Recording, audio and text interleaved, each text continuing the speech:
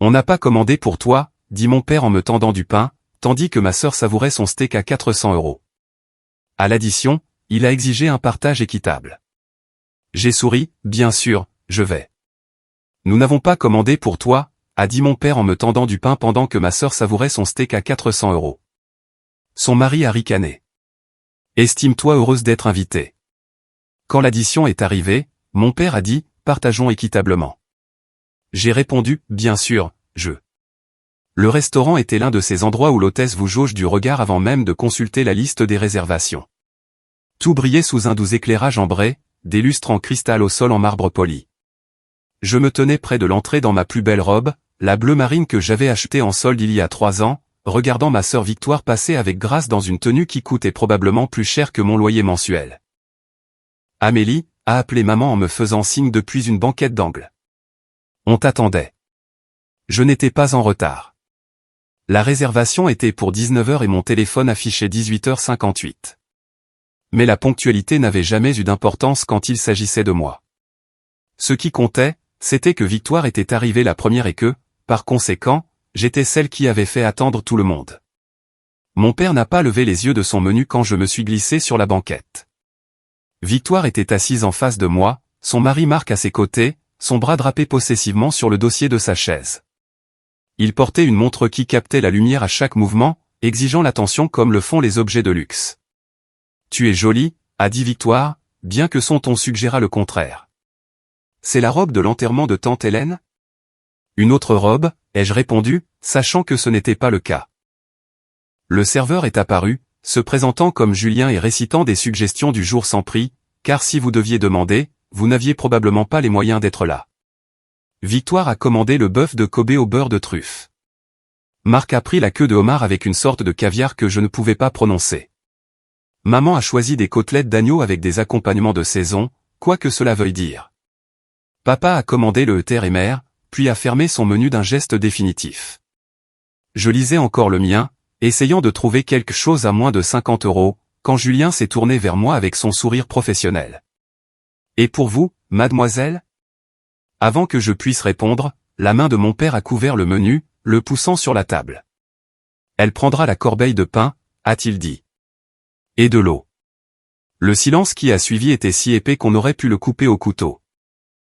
Le sourire de Julien a vacillé un instant avant que son professionnalisme ne reprenne le dessus. « Bien sûr, monsieur. Y aura-t-il autre chose ?» J'ai retrouvé ma voix quelque part sous l'humiliation qui me brûlait la poitrine. « En fait, j'aimerais. »« Le pain ira très bien, » m'a interrompu mon père. « Elle fait attention à sa ligne de toute façon. N'est-ce pas, Amélie ?» Je ne faisais attention à rien d'autre qu'à la façon dont Marc souriait narquoisement dans son verre de vin, déjà servi d'une bouteille qui coûtait probablement plus cher que la mensualité de ma voiture. Victoire étudiait sa manucure, chaque ongle une amande parfaite peinte dans ce qu'elle appellerait probablement un rose ballerine au lieu de simplement un rose pâle. Maman s'est penchée et m'a tapoté la main. Le pain ici est censé être merveilleux. De la farine importée ou quelque chose comme ça. D'Italie, a ajouté Victoire, serviable. Je l'ai lu dans leur communiqué de presse. Julien s'est éloigné de notre table comme s'il se retirait d'une scène de crime. J'étais assise là, à 29 ans, avec un master et un emploi à plein temps de coordinatrice marketing, sur le point de manger du pain offert pour le dîner pendant que ma famille se régalait de plats qui coûtaient plus que mon budget d'épicerie hebdomadaire. Ce n'était pas nouveau. Le traitement de l'enfant prodige avait commencé à la naissance de Victoire, 3 ans après moi, arrivé avec une tête pleine de cheveux blonds et aucune des coliques qui avaient apparemment fait de moi un bébé si difficile. Elle avait été tout ce que je n'étais pas, extraverti là où j'étais timide, naturellement mince là où je devais faire des efforts, intéressé par les choses qui importaient à papa, comme le golf et les portefeuilles d'actions, plutôt que par les livres et les films d'auteur. Quand elle avait épousé Marc il y a 2 ans, mon exclusion de la dynamique familiale était devenue encore plus prononcée. Marc venait d'une famille riche, de celle où l'argent se transmet depuis des générations. Il travaillait dans le capital investissement, ce qui semblait signifier qu'il gagnait de l'argent en déplaçant l'argent des autres. Mon père l'adulait. Le pain est arrivé dans un bol en bois doublé de tissu. 3 morceaux. J'en ai pris un et l'ai rompu lentement, le faisant durer tout en regardant ma sœur couper dans son steak.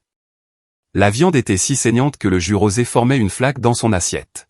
« Comment va le travail ?» Amélie, a demandé maman, de la manière dont on pourrait s'enquérir de la santé d'un parent éloigné. Poli, mais pas particulièrement intéressé par la réponse. Bien. Nous avons décroché le compte Harrison la semaine dernière. C'est bien, ma chérie. Papa parlait déjà par-dessus moi de la dernière entreprise de Marc, quelque chose impliquant la crypto-monnaie et des investisseurs étrangers. Marc se pencha en avant, animé d'une manière qu'il ne l'était jamais quand je parlais, expliquant la technologie de la blockchain comme s'il enseignait l'addition à des enfants. J'ai mangé mon pain. C'était du bon pain, croustillant à l'extérieur et moelleux à l'intérieur, probablement cuit cet après-midi-là. J'ai essayé de l'apprécier, de trouver une certaine dignité à savourer pleinement mon petit pain gratuit tout en prétendant que le beurre que j'étalais dessus suffisait à faire un repas. Victoire coupa un autre morceau de steak, celui-ci pratiquement violet au centre. C'est incroyable, gémit elle. Marc, tu dois essayer. Elle lui a donné une bouchée par-dessus la table, et il a fait semblant de fermer les yeux en signe d'appréciation. Exceptionnel, mais pas aussi bon que celui que nous avons eu à Paris le mois dernier. Oh, cet endroit était irréel, a convenu Victoire. Tu te souviens, le chef est venu le découper directement à notre table? Ils se sont lancés dans une discussion détaillée de leurs vacances parisiennes, celles qu'ils avaient prises pour le 30e anniversaire de Victoire. J'avais passé mon 30e anniversaire à boire des verres avec 2 amis du travail dans un bar proposant des happy hours. Mon deuxième morceau de pain a disparu plus vite que le premier. J'avais vraiment faim, ayant sauté le déjeuner pour économiser de l'argent après que ma voiture ait eu besoin d'une réparation imprévue. Le morceau restant gisait dans la corbeille, se moquant de moi par son insuffisance. Tu sais, Amélie, a dit soudain Marc, tournant son attention vers moi pour la première fois de la soirée. Tu devrais vraiment être reconnaissante d'être même invitée à ce genre de choses. J'ai levé les yeux de mon verre d'eau. Pardon? Je dis juste. Il a fait un geste vague vers le restaurant qui nous entourait. Ce n'est pas vraiment ton univers. Ton père me disait que tu conduis une Clio de 2008 avec une bosse sur la portière passager. Ça a dû être difficile de la garer à côté des Mercedes et des Range Rover dehors. Victoire a gloussé. A littéralement gloussé comme si nous étions au collège et qu'il venait de faire une blague sur ma tenue. Maman avait l'air mal à l'aise mais n'a rien dit. Papa a hoché la tête comme si Marc avait soulevé un excellent point. Ma voiture roule très bien, ai-je réussi à dire. J'en suis sûr. Le sourire de Marc n'atteignait pas ses yeux. Ce n'est pas la question. La question est que des endroits comme celui-ci, des expériences comme celle-ci, ne sont pas vraiment pour les gens dans ta situation. Alors, quand tu es invité, la réponse appropriée est la gratitude, pas de rester assise là avec cette expression sur le visage. Comme si on te devait quelque chose? Le 3e morceau de pain a pris un goût de cendre dans ma bouche. Je voulais partir, me lever et sortir, mais ma voiture était garée derrière les leurs et nous étions tous venus séparément. J'avais conduit 40 minutes pour arriver ici, dans un restaurant d'un quartier de la ville que je ne pouvais pas me permettre, parce qu'un dîner de famille était censé être important. Le dîner a continué autour de moi. Ils ont discuté du prochain voyage de Victoire à Saint-Tropez. De la nouvelle Tesla que Marc envisageait. S'ils devaient rénover leur salle de bain d'invités ou simplement refaire tout le premier étage. J'ai appris que le steak de ma sœur coûtait 420 €. Le homard de Marc, 370 €. Le vin qu'ils avaient commandé coûtait 600 € la bouteille et ils en étaient déjà à leur 2e verre chacun. J'ai fait le calcul dans ma tête. Mon pain ne coûtait rien. Mon eau était gratuite. Je pouvais partager l'addition équitablement et devoir plus de 400 €.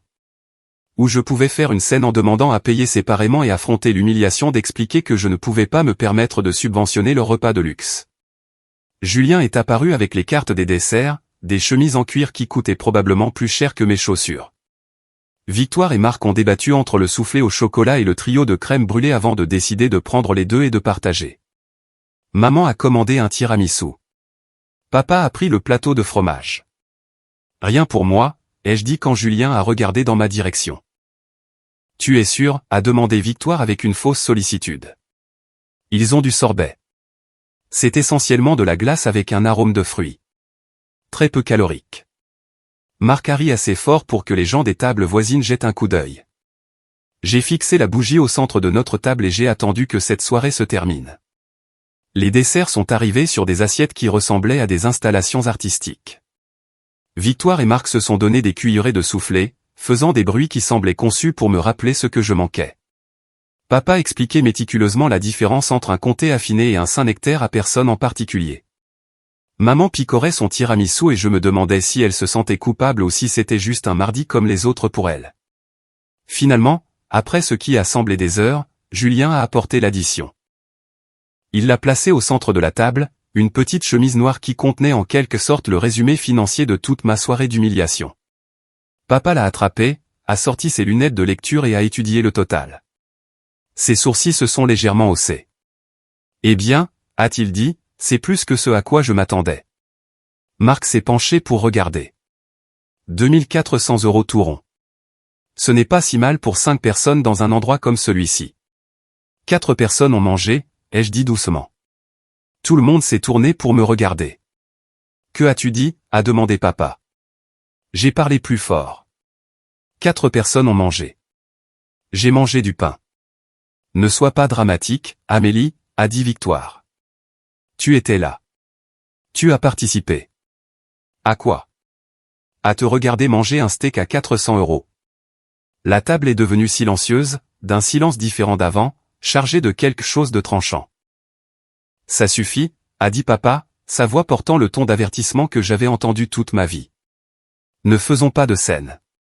Il a sorti sa carte de crédit, puis s'est arrêté. J'ai vu la pensée se former dans sa tête, j'ai vu le moment exact où il a décidé de m'apprendre une autre leçon sur ma place dans cette famille. En fait, a-t-il dit en remettant la carte dans son portefeuille. Partageons ça équitablement. En 5.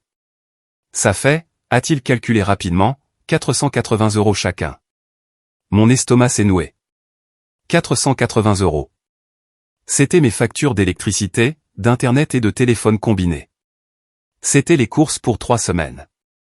C'était le fonds de réparation de la voiture que je constituais depuis 2 mois. Marc a sorti sa carte de crédit immédiatement. Ça me semble juste. Victoire a hoché la tête en attrapant son sac à main. Totalement juste. Maman a eu l'air de vouloir protester, mais l'expression de papa l'a arrêtée. Elle a sorti son portefeuille. Ils m'ont tous regardé, dans l'attente. C'était ça. C'était le moment qu'il voulait. Il voulait que je balbutie, que je m'excuse et que j'explique que je n'avais pas les moyens. Il voulait que je sente le poids de la différence entre nous. Il voulait me voir réduite à mendier leur pitié ou leur aide financière. Quelque chose s'est cristallisé en moi à ce moment-là, froid et clair. Bien sûr, ai-je dit. Je paierai exactement ce que j'ai consommé. J'ai sorti mon téléphone, ouvert l'application de la calculatrice pour que tout le monde puisse la voir, et j'ai commencé à taper. Corbeille de pain, offerte. Oh, offerte. Mon total, 0 €. Ça ne se passe pas comme ça, a dit papa, son visage devenant rouge. Tu as dit de partager équitablement. Je suis parfaitement équitable. Je paie pour ce que j'ai mangé, ce qui ne figure pas sur cette addition. Tu étais à table, est intervenu Marc. Tu as profité de l'ambiance, du service. Vraiment, les jeux coupés. Parce que je suis presque sûr qu'on m'a dit de ne rien commander. Vous voulez parler d'équité? Soyons vraiment équitables. J'ai sorti mon portefeuille et j'ai posé 2 € sur la table. C'est pour Julien. Un pourboire pour le repas que je n'ai pas eu. Maintenant, faisons le calcul de ce que tout le monde doit. J'ai pris l'addition et je l'ai lu à voix haute. Victoire, bœuf de Kobe, 420 €. Trio de crème brûlée, 18 €. 2 verres de Château Margaux, 120 €. Marc, queue de homard, 370 €. Soufflé au chocolat, 16 €. 2 verres de vin, 120 €.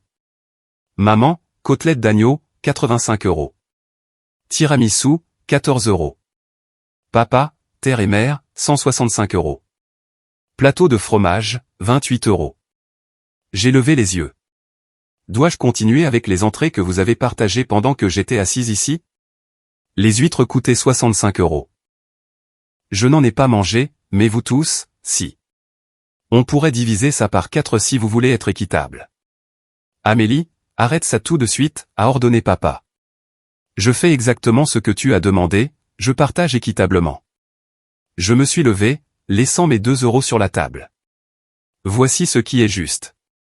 Vous m'avez invité dans un restaurant que je ne pouvais pas me permettre, puis vous avez refusé de me laisser commander quoi que ce soit, puis vous avez essayé de me faire payer une addition de près de 500 € pour le privilège de vous regarder manger. Ce n'est pas juste. C'est cruel. Comment oses-tu, a commencé Victoire, mais je n'avais pas fini. Vous voulez savoir ce qui n'est pas juste? Ce n'est pas juste d'être traité comme un fardeau toute ma vie parce que je n'ai pas épousé un homme riche. Ce n'est pas juste d'être exclu des voyages en famille et ensuite de se moquer de moi parce que je n'ai pas voyagé. Ce n'est pas juste d'écouter Marc me dire que je devrais être reconnaissante d'être invitée au dîner de mon propre père en mangeant du pain et de l'eau comme une orpheline de Zola. Ma voix s'était élevée. Les gens nous regardaient maintenant, c'était certain. Julien planait à proximité, ne sachant clairement pas s'il devait intervenir. Toute cette soirée a été conçue pour me rappeler que je n'ai pas ma place, ai-je continué. Le restaurant chic que je ne pouvais pas me permettre. La nourriture que je n'étais pas autorisé à commander. La conversation sur les vacances, les voitures et les rénovations que je ne pourrais jamais avoir. Et puis, juste pour bien enfoncer le clou, vous avez essayé de me faire payer 500 € pour l'expérience d'être humilié. Maman pleurait doucement. Victoire avait l'air furieuse. Marc avait son téléphone à la main, probablement en train d'envoyer un SMS à quelqu'un à propos de sa belle-sœur folle. Le visage de papa était passé du rouge au presque violet. Si tu sors d'ici sans payer, a-t-il dit lentement, tu ne fais plus partie de cette famille. La menace flottait dans l'air entre nous. J'ai pensé à tous les dîners de famille auxquels j'avais assisté au fil des ans, assise à la table des enfants bien après être devenue adulte parce que Victoire avait besoin de plus de place. Les matins de Noël où Victoire recevait une nouvelle voiture et moi une carte cadeau pour Monoprix. La remise de mon diplôme universitaire où papa avait passé tout le dîner à parler de la dernière promotion de Victoire dans son agence de marketing, celle que son beau-père possédait.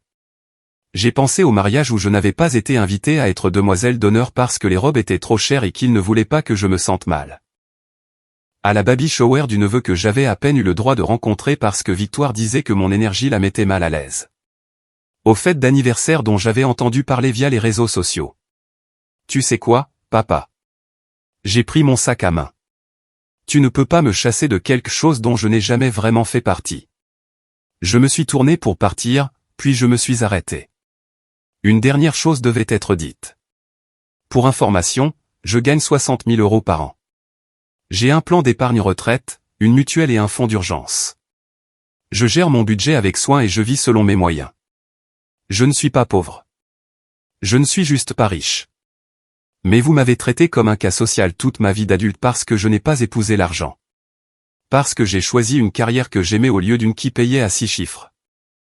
Parce que j'ai valorisé des choses comme les livres et les expériences plutôt que les sacs de créateurs et les voitures de luxe. J'ai regardé chacun d'eux à tour de rôle. Vous n'avez pas commandé pour moi parce que vous vouliez économiser de l'argent. Vous l'avez fait parce que vous vouliez me rappeler ma place. Vous vouliez que je m'assoie ici et que je sois reconnaissante pour des miettes pendant que vous vous empiffriez. Et puis vous vouliez que je paie pour ce privilège. Eh bien, voici ce que j'ai appris ce soir. Ma place n'est pas ici. Elle est ailleurs. Quelque part où je n'ai pas à mériter le respect de base par le solde de mon compte en banque. J'ai marché vers la sortie, mes mains tremblaient mais mes pas étaient fermes. Amélie a appelé maman derrière moi, mais elle ne s'est pas levée. Elle ne se levait jamais. Julien m'a intercepté près du vestiaire, son masque professionnel se fissurant juste assez pour que je puisse voir une véritable inquiétude en dessous. Mademoiselle, je voulais juste dire. Il a jeté un regard vers ma table, puis s'est légèrement penché. Je travaille ici depuis 6 ans. Ce qu'ils vous ont fait ce soir était abject. J'ai vu beaucoup de choses, mais c'était particulièrement cruel. Ces mots m'ont presque brisé. La gentillesse d'un étranger alors que ma propre famille n'en avait montré aucune. J'ai réussi un petit sourire. Merci, Julien. Ça compte plus que vous ne l'imaginez. Si ça peut vous consoler, a-t-il ajouté en me pressant quelque chose dans la main. Vous vous êtes comporté avec plus de grâce qu'il n'en méritait. J'ai baissé les yeux. C'était mes 2 €, le pourboire que j'avais laissé. Gardez-les, a-t-il dit. Vous avez gagné votre dignité ce soir. Ça vaut plus que n'importe quel pourboire. J'ai essayé de les lui rendre, mais il s'était déjà détourné, retournant vers la salle à manger, où ma famille se démenait probablement pour trouver comment payer leur énorme addition sans ma contribution. Dehors, l'air nocturne était frais et pur après l'atmosphère étouffante du restaurant. Le voiturier m'a regardé avec curiosité, se demandant probablement pourquoi je partais séparément de mon groupe. « Je peux vous aider, mademoiselle ?» « Non, je me suis garé moi-même. »« Merci quand même. » J'ai traversé le parking, passant devant les Mercedes, les BMW et une Maserati particulièrement ostentatoire qui devait être celle de marque. Ma Clio était dans le coin le plus éloigné, humble et fiable, exactement là où je l'avais laissée. La bosse sur la portière passager captait les lumières du parking, un rappel du petit accrochage que j'avais eu l'année dernière et que l'assurance avait à peine couvert. Je suis arrivé à ma voiture, je suis monté et j'ai verrouillé les portes. Puis je suis resté assise là, à respirer, laissant l'adrénaline se dissiper dans mon système. Mes mains tremblaient encore. J'ai agrippé le volant, les jointures blanches, et j'ai laissé échapper un son qui était à mi-chemin entre un rire et un sanglot. Qu'est-ce que je venais de faire ? J'avais essentiellement coupé les ponts avec toute ma famille au milieu d'un restaurant bondé. J'avais fait une scène, la chose exacte qu'on m'avait appris toute ma vie à ne jamais faire. Et d'une manière ou d'une autre, sous le choc et la peur, je me sentais exalté. J'ai démarré la voiture, écoutant le grondement familier du moteur. Le voyant moteur qui était allumé depuis 2 mois brillait doucement sur le tableau de bord, une autre dépense que j'avais reportée. Mon réservoir d'essence était au quart plein. J'avais 20 € sur mon compte courant jusqu'à la paie de vendredi, dans 3 jours. C'était mes réalités, pas des steaks à 400 €, des bouteilles de vin à 600 € ou des voyages à Saint-Tropez. Ma vie était faite de budget, de bons de réduction et de choix entre faire la vidange de ma voiture ou acheter de nouveaux vêtements de travail, mais c'était ma vie, la mienne, construite par mes propres efforts et choix, pas offerte par un mariage ou des relations familiales. J'ai quitté la place de parking et me suis dirigé vers la sortie. En attendant de m'engager sur la route principale, j'ai vu Victoire et Marc sortir du restaurant. Même de loin, je pouvais lire le langage corporel de Victoire, les gestes de colère, la façon dont elle levait les bras en l'air avec exaspération. Marc avait son téléphone collé à l'oreille, appelant probablement quelqu'un pour se plaindre de sa belle-sœur psychotique. J'ai tourné à droite et je me suis éloigné, et à chaque kilomètre qui me séparait de ce restaurant, le poids sur ma poitrine s'allégeait. Le trajet de retour a duré 45 minutes, assez longtemps pour que mon esprit rejoue toute la soirée en boucle. Chaque mot, chaque regard, chaque humiliation calculée. J'ai pensé à des moments antérieurs aussi. Des souvenirs que j'avais enfouis ou rationalisés au fil des ans. Mon 16e anniversaire, quand j'avais demandé une petite fête et qu'on m'avait dit que le budget ne le permettait pas, pour voir Victoire obtenir une fête pour ses 18 ans 6 mois plus tard avec traiteur, DJ et sculpture de glace. La remise de mon bac, où seule maman était présente parce que papa et Victoire étaient à un tournoi de golf. Mon admission à une bonne université publique accueillie par un c'est bien, alors que l'admission de Victoire à la même université 2 ans plus tard avait justifié un dîner de célébration. Les schémas avaient toujours été là. J'étais juste devenu très doué pour ne pas les voir, pour trouver des excuses, pour me dire que j'étais trop sensible ou que j'interprétais trop les choses. Une voiture a klaxonné derrière moi. Le feu était passé au vert. J'ai accéléré, me reconcentrant sur la route. Ma résidence est apparue sur la gauche, un modeste immeuble de 2 étages avec un revêtement beige et un aménagement paysager fonctionnel. Rien à voir avec la résidence privée et sécurisée de Victoire avec ses fontaines et sa vue sur le golfe, mais c'était propre, sûr et à moi. Je me suis garé sur ma place attitrée, la numéro 247, et j'ai monté les escaliers extérieurs jusqu'à mon appartement du 1er étage. À l'intérieur, l'espace était petit, mais soigneusement agencé. Je l'avais meublé lentement au fil des ans, en mélangeant des trouvailles de brocante avec quelques pièces neuves pour lesquelles j'avais économisé. Le canapé venait d'IKEA. La table basse avait appartenu à ma grand-mère. La bibliothèque, je l'avais construite moi-même à partir d'un tutoriel sur YouTube. J'ai laissé tomber mon sac à main sur le comptoir et me suis effondré sur le canapé, me permettant enfin de ressentir tout l'impact de la soirée. Mon téléphone a vibré. Puis encore et encore. Je l'ai sorti, sachant déjà ce que j'allais trouver. Cet appel manquait de papa, 3 de Victoire, 2 de maman. Plusieurs messages, chaque notification faisant vibrer mon téléphone avec une urgence croissante. J'ai ouvert les messages. Papa, reviens ici tout de suite. Tu vas t'excuser et payer ta part ou te considérer comme renié. Victoire, je n'arrive pas à croire que tu nous aies embarrassés comme ça. Marc est tellement contrarié. Tout le monde nous regardait. Encore Victoire, tu as toujours été jalouse de moi. Ça ne fait que le prouver. Maman, ma chérie, s'il te plaît, reviens. On peut en parler. Ton père est très en colère, mais je suis sûr qu'on peut arranger ça. Marc avait réussi à obtenir mon numéro, ton comportement ce soir était sans classe et pathétique. Victoire mérite mieux qu'une sœur comme toi. Je les ai tous lus, observant le ton passé de la colère à l'incrédulité, puis à la menace. Dans le dernier message de papa, envoyé il y a à peine 2 minutes, il avait écrit « Très bien, si c'est comme ça que tu le veux, n'attends plus jamais aucune aide de notre part. Tu es seul. » J'ai tapé une réponse. J'ai toujours été seul. Ce soir, ça l'a juste officialisé. Puis je l'ai effacé sans l'envoyer. Il ne méritait pas de réponse. Engager la conversation ne ferait que leur donner des munitions, quelque chose à capturer et à montrer aux parents comme preuve de mon instabilité ou de mon manque de respect. Au lieu de cela, j'ai ouvert les paramètres de mon téléphone et j'ai bloqué les 3 numéros. Maman, papa, Victoire. Les blocages semblaient permanents, comme fermer des portes qui ne pourraient pas être rouvertes. Mon appartement était calme. Trop calme. J'ai allumé la télé pour avoir un bruit de fond, une émission de rénovation où des gens avec des budgets illimités débattaient entre des comptoirs en marbre et en quartz. Je ne regardais pas vraiment. Mon esprit revenait sans cesse au restaurant, à l'expression sur le visage de papa quand je m'étais levé, au regard choqué de Victoire. Avais-je surréagi? Le doute s'est insinué, insidieux et familier. Peut-être que j'aurais juste dû payer. Peut-être que j'aurais dû me taire et avaler l'humiliation comme je l'avais fait des dizaines de fois auparavant. Peut-être que la famille devait être préservée à tout prix, même au prix de sa dignité. Mais ensuite, je me suis souvenu du ricanement de Marc. Estime-toi heureuse d'être invitée.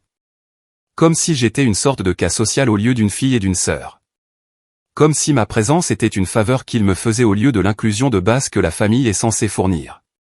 Non, je n'avais pas surréagi. Si quoi que ce soit, j'avais sous-réagi pendant des années. Je me suis levé et je me suis préparé le dîner. Un vrai dîner, pas du pain et de l'eau. J'ai cuisiné des pâtes avec une sauce marinara en bocal, ajouté quelques légumes surgelés, râpé le reste de mon parmesan dessus. Ça a coûté peut-être 4 € au total, une fraction de ce que n'importe qui d'autre avait mangé ce soir, mais c'était à moi, et c'était suffisant.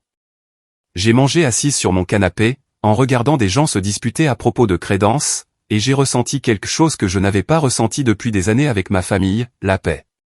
Les jours suivants se sont déroulés dans un étrange entre-deux. J'allais au travail, je faisais mon travail, je rentrais chez moi. Je n'ai dit à personne ce qui s'était passé. Pas encore. L'histoire semblait trop à vif, trop fraîche pour être partagée. Ma collègue Sarah a remarqué que quelque chose était différent. Ça va, a-t-elle demandé lors de notre pause café jeudi. Tu as l'air, je ne sais pas, plus légère en quelque sorte. Je me suis disputé avec ma famille, ai-je admis. Une grosse dispute. Tu veux en parler? Je lui ai donné la version abrégée, en soulignant les points principaux sans entrer dans trop de détails. Les yeux de Sarah se sont progressivement agrandis tout au long de l'histoire. Amélie, c'est horrible. Je suis vraiment désolé. Ne le sois pas. Je pense que ça devait arriver. Tu vas te réconcilier avec eux. La question m'a prise au dépourvu. J'ai réalisé que je n'avais pas du tout envisagé la réconciliation. L'idée semblait étrangère, impossible, comme essayer de recoller un verre brisé. Je ne pense pas, ai-je dit lentement. Je pense que c'est fini entre nous. Sarah a hoché la tête, compréhensive d'une manière qui m'a fait penser qu'elle avait ses propres complications familiales. Parfois, la chose la plus saine que tu puisses faire est de partir. Le vendredi a apporté la paix et un petit soulagement financier. Mon compte courant est passé de 20 € à 850 € après le loyer et les factures. Pas riche du tout, mais assez pour respirer un peu plus facilement. Je me suis offert un déjeuner au restaurant, chose que je faisais rarement. Un petit restaurant de quartier. Rien d'extraordinaire, mais être assise au soleil de l'après-midi avec un bon sandwich et un thé glacé semblait luxueux dans sa simplicité. Mon téléphone s'est mis à vibrer immédiatement. Papa appelait. J'ai refusé. Victoire appelait. Refusé. Un texto de maman. S'il te plaît, reviens et excuse-toi. J'ai bloqué tous leurs numéros et suis rentré chez moi. Le week-end est arrivé et avec lui une épreuve que je n'avais pas anticipée. Samedi, c'était l'anniversaire de maman. Je l'avais noté sur mon calendrier depuis des mois, j'avais déjà acheté son cadeau, une belle écharpe que j'avais trouvée en solde et que je savais qu'elle adorait. Le cadeau était posé sur mon comptoir de cuisine, emballé dans du papier bleu avec un ruban argenté. Je l'ai regardé en buvant mon café du matin, en débattant. Devrais-je encore le lui donner? Est-ce que cela saperait ma position? Étais-je censé faire comme si elle n'existait plus maintenant, même si elle n'avait pas été l'agresseur principal au dîner? Mais maman avait été complice. Elle était restée assise en silence pendant que papa m'humiliait, que Marc se moquait de moi, que Victoire gloussait.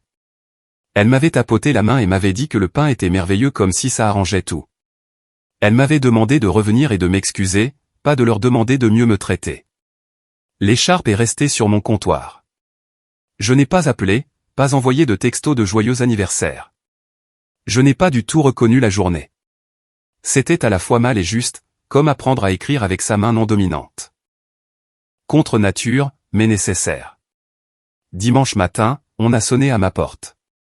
Je n'attendais personne et pendant un moment paranoïaque, je me suis demandé si c'était ma famille qui venait me confronter. J'ai regardé par le Judas et j'ai vu Camille qui se tenait là avec 2 tasses de café et un sac de la boulangerie du coin. J'ai apporté des provisions, a-t-elle annoncé quand j'ai ouvert la porte. Et je ne pars pas tant que tu ne m'as pas tout raconté. Nous nous sommes assises sur mon canapé, café en main, et je lui ai raconté toute l'histoire cette fois. Chaque détail, de la façon dont papa avait abaissé mon menu à Julien le serveur me rendant mon pourboire. Camille a écouté sans interrompre, son expression passant du choc à la colère, puis à quelque chose comme de la fierté. Je n'arrive pas à croire qu'ils aient essayé de te faire payer 500 € pour du pain, a-t-elle dit quand j'ai fini. 480 €, ai-je corrigé automatiquement, puis j'ai ri de l'absurdité de la distinction. Amélie, tu sais que c'est de la folie, n'est-ce pas? Objectivement, un comportement certifié fou de leur part. Je commence à le réaliser. Ouais. Camille a posé son café et s'est tournée complètement vers moi. Je dois te dire quelque chose. Ça fait quoi, 6 ans qu'on est amis? Et pendant tout ce temps, je t'ai vu te mettre en 4 pour essayer de leur plaire. Tu as annulé des sorties parce que ta sœur avait besoin que tu gardes ses enfants. Tu as fait des heures supplémentaires pour acheter des cadeaux de Noël à des gens qui te donnent des cartes cadeaux. Tu as conduit des heures pour assister à des événements où ils te remarquaient à peine. Je sais, je n'ai pas fini. Tu as aussi refusé des promotions parce que tu ne voulais pas donner l'impression d'être en compétition avec Victoire. Tu as caché tes réussites pour ne pas qu'elle se sente mal. Tu t'es faite de plus en plus petite, en essayant de rentrer dans la case qu'il t'avait désignée. Et ce n'était jamais assez. Ça n'allait jamais être assez. Des larmes me sont montées aux yeux. Je voulais juste qu'ils m'aiment. Je sais, ma chérie, mais ils n'en sont pas capables. Pas de manière réelle. Camille a pris ma main. Tu as fait ce qu'il fallait en partant. Et je sais que ça fait mal, mais je te promets que dans un an, tu repenseras à ça et tu réaliseras que tu es plus heureuse que tu ne l'as jamais été. Je voulais la croire. Une partie de moi la croyait, mais une autre partie, celle qui avait été conditionnée pendant 29 ans à chercher l'approbation de ma famille, avait l'impression d'avoir perdu quelque chose d'essentiel. Le lundi au travail a été assez chargé pour me tenir l'esprit occupé. Nous faisions une présentation pour un nouveau client, une marque de mode durable cherchant à étendre sa présence sur le marché. J'avais travaillé sur la présentation pendant des semaines, et elle s'est déroulée à merveille. Ma patronne, Andrea, m'a prise à part après. C'était un excellent travail, Amélie. Vraiment impressionnant. Merci. J'espère qu'ils vont accepter. Il serait stupide de ne pas le faire. Tu as un vrai talent pour ça. Elle a fait une pause. En fait, je voulais te parler de quelque chose. Nous agrandissons l'équipe et j'ai besoin d'une coordinatrice senior. L'augmentation de salaire serait substantielle. Probablement autour de 75 000 €. Ça t'intéresse? 75 000 €. C'était 15 000 € de plus que ce que je gagnais actuellement. C'était de l'argent pour une nouvelle voiture. C'était de l'argent pour un compte d'épargne. C'était la sécurité. Absolument, ai-je dit, en essayant de garder ma voix professionnelle plutôt que désespérée. J'adorerais être considéré. Tu es mon premier choix, a dit Andrea. Je l'officialiserai d'ici la fin de la semaine. Je suis retourné à mon bureau en me sentant plus légère que je ne l'avais été depuis des jours. C'était ça qui comptait. Mon travail, mes compétences, mon propre mérite, pas avec qui je m'étais marié ou ce à quoi ressemblait mon compte en banque. Ce soir-là, j'ai reçu un email d'une adresse que je ne reconnaissais pas. L'objet était, à propos de mardi soir. J'ai failli le supprimer sans l'ouvrir, pensant que c'était du spam, mais quelque chose m'a poussé à cliquer. Amélie, c'est Julien du restaurant Russo. Je ne devrais probablement pas vous contacter, et veuillez me pardonner d'avoir pris votre email dans le système de réservation. Je voulais que vous sachiez ce qui s'est passé après votre départ. Votre famille est restée assise pendant environ 10 minutes à se disputer à propos de l'addition. Votre père insistait sur le fait que vous deviez payer votre part, que vous étiez puérile et irrespectueuse. Votre mère pleurait. Votre sœur était sur son téléphone, probablement en train de poster sur vous sur les réseaux sociaux. Le mari devenait de plus en plus agité. Finalement, ils ont essayé de diviser l'addition par 4. La carte de crédit de votre père a été refusée. Puis celle de votre mère. Votre sœur a dû mettre le tout sur sa carte, et d'après ce que j'ai entendu, elle était furieuse. Ils sont partis sans laisser de pourboire, d'ailleurs, ce qui vous dit tout ce que vous devez savoir sur leur caractère. Je vous dis cela non pas pour bavarder, mais parce que je veux que vous sachiez que vous n'avez pas seulement gagné ce soir-là. Vous avez complètement démantelé leur petit jeu de pouvoir. Ils voulaient vous humilier et se sont au contraire révélés. Tout le personnel en parlait. Nous voyons beaucoup de gens riches mal se comporter, mais c'était autre chose. J'espère que vous allez bien. Vous m'avez semblé être quelqu'un qui mérite bien mieux que ce que cette table offrait. Cordialement, Julien. J'ai lu l'email 3 fois, sentant une vague de justification m'envahir. La carte de crédit de papa avait été refusée. Ils avaient tous essayé de me refiler une addition qu'ils ne pouvaient même pas couvrir eux-mêmes. L'hypocrisie était stupéfiante. J'ai répondu, Julien, merci beaucoup de m'avoir contacté. Vous n'avez aucune idée à quel point j'avais besoin d'entendre ça. Cette nuit a été l'une des plus difficiles de ma vie, mais aussi l'une des plus importantes. Votre gentillesse a tout signifié. Et pour information, il ne méritait pas votre service. J'espère que la prochaine table que vous servirez vous traitera mieux. Le reste de la semaine s'est écoulé dans un flou de travail et d'optimisme prudent. Andrea a officialisé ma promotion le vendredi après-midi, avec une nouvelle carte de visite indiquant coordinatrice marketing senior. 75 000 €, des avantages incluant une meilleure mutuelle et une semaine de vacances supplémentaires. J'ai célébré en m'offrant un dîner dans un restaurant italien de gamme moyenne que j'avais toujours voulu essayer.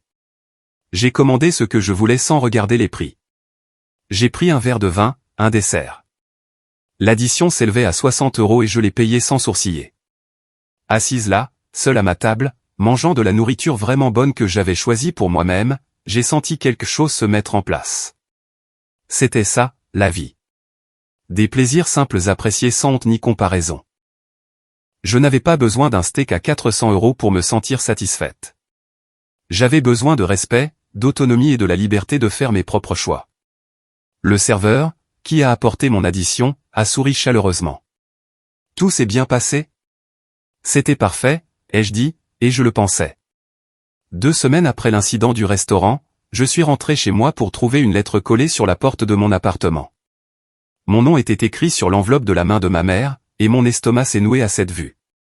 Je l'ai prise, l'ai posée sur le comptoir et l'ai regardée pendant 20 minutes avant de trouver le courage de l'ouvrir. Amélie, commençait-elle. Je veux que tu comprennes à quel point tu as blessé ton père et ta sœur. Victoire n'a pas arrêté de pleurer depuis cette nuit. Marc dit que tu as causé des dommages irréparables à leur relation parce qu'elle est tellement bouleversée. La tension artérielle de ton père a été dangereusement élevée à cause du stress que tu lui as causé.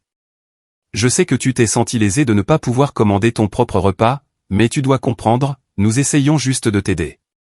Tu as toujours eu des problèmes avec ton poids et nous pensions que limiter tes options serait bon pour toi. Ça venait d'un sentiment d'amour. La façon dont tu as parlé à ton père dans ce restaurant était irrespectueuse et inacceptable. Il est prêt à te pardonner si tu t'excuses et paies ta part de l'addition. Plus, ce que sa carte refusée a pu lui coûter en frais et en embarras. S'il te plaît, pense à ce que tu es en train de jeter. La famille, c'est tout. Quels que soient les griefs insignifiants que tu entretiens, ils ne valent pas la peine de nous perdre. Je t'aime, maman. Je l'ai lu 2 fois, sentant ma tension monter à chaque phrase. Ils essayaient de m'aider en m'affamant en public. Victoire pleurait. Marc me reprochait leurs problèmes de couple. Et papa voulait des excuses plus de l'argent. Le narcissisme était à couper le souffle. Ils avaient réécrit toute la soirée dans leur esprit, se présentant comme les victimes et moi comme l'agresseur irrationnel. Mes griefs légitimes avaient été réduits à des préoccupations insignifiantes, mes limites rejetées comme un manque de respect. J'ai pris mon téléphone et avant de pouvoir y réfléchir à 2 fois, j'ai tapé un email à toute ma famille élargie. Tante, oncle, cousin, tous ceux qui entendraient inévitablement la version des faits de Victoire. Chère famille, ai-je écrit, je suis sûr que vous avez entendu dire que j'ai eu un différend avec maman, papa et Victoire. Je veux partager ma perspective sur ce qui s'est passé, non pas pour créer des drames, mais parce que je crois en l'honnêteté et la transparence. J'ai exposé les faits clairement et sans embellissement. Le restaurant qu'ils avaient choisi. Le fait qu'on m'ait dit que je ne pouvais pas commander à manger, le pain et l'eau, les commentaires de Marc, la tentative de diviser une addition de 2400 € par 5 alors que je n'avais rien consommé de payant. Mon refus et mon départ. Je partage cela non pas pour attaquer qui que ce soit, ai-je conclu, mais pour expliquer pourquoi j'ai pris la difficile décision de prendre du recul par rapport à ces relations. J'ai été traité avec mépris et on s'attendait à ce que je paie pour ce privilège. Je mérite mieux et je choisis mieux.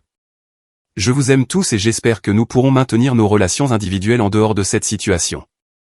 Mais je ne participerai plus à des dynamiques familiales qui me rabaissent. J'ai cliqué sur envoyer avant de perdre mon courage. Les réponses ont commencé à arriver en quelques heures.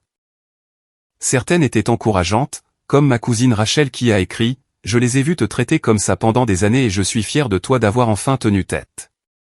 D'autres étaient prévisiblement alignées avec mes parents, comme mon oncle qui a envoyé un message laconique sur le respect des aînés.